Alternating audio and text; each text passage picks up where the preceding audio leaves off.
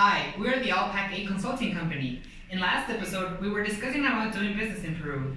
In today's episode, we'll be talking about something more special. We will focus on analyzing the different trade agreements that our country has with the different other countries of Latin America. In the following video, we will see one of the most recent treaties in Mexico, the Mexico-Panama Free Trade Agreement. Negotiations for this agreement began in 2013. 1 year later, in April of 2014, the agreement was signed, and on July the 1st of 2015, it entered into force. As its name indicates, the two countries participants are Mexico and Panama. As the agreement is brand new, no major modifications have been made to it.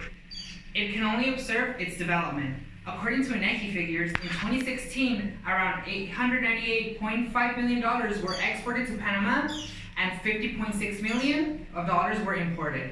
Now, according to statistics of trading economics, in 2018, $1.16 billion were exported and $105.8 billion were imported. It can be seen that the agreement produced quite a positive results for both countries.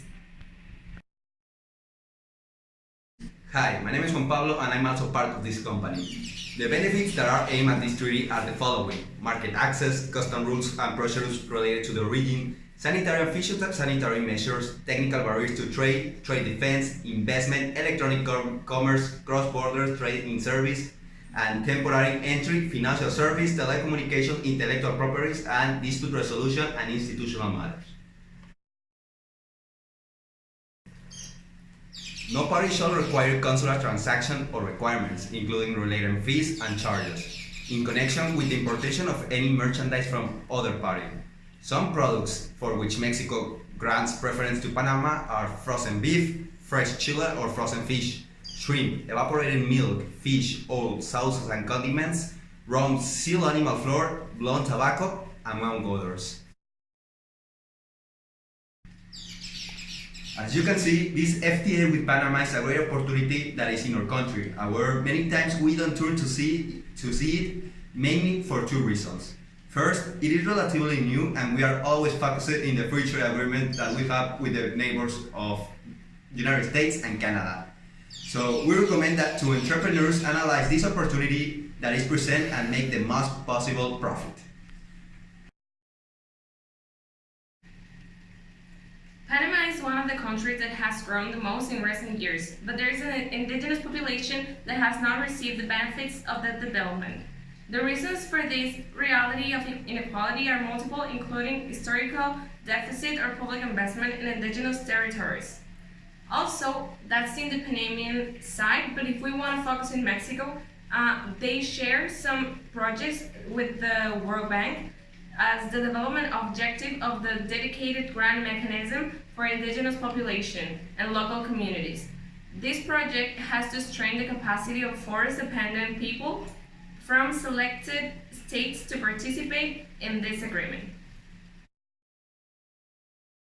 Hi, my name is Emma. I'm going to continue talking about the indigenous communities. One of the impacts that free trade agreements have with any country represents the most significant threat to most indigenous communities. Since there is any free trade agreement, the world begins to unite with globalization. This means that culture, traditions are erased with the passage of time. By importing lower cost products, local customers stop buying national products. This is because the costs are lower. But this is something that you entrepreneurs shouldn't worry about, because this only affects local production. If you go to another country and start exporting your products, this will mean that they will start buying from you. One of the main projections for this free trade agreement with Mexico and Panama is to boost tourism in Panama. This means to attract more Mexican people in Panama. What can be beneficial for foreign companies? Since there are more money flow in Panama, this will mean that there will be more people buying your products. It is established that in the year 2024, 92.2% of the tariff lines will be duty-free and will correspond to 98.9% of the imports of Panama. At the end of the applications, in the period of 2029, Mexico's tariff line will represent only 99.2% of imports from Panama.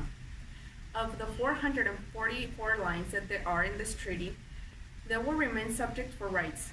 Only 11 are subjected to tariff reductions. The rest are prohibited or excluded from liberalization. Doesn't this sound good? Thank you for watching us.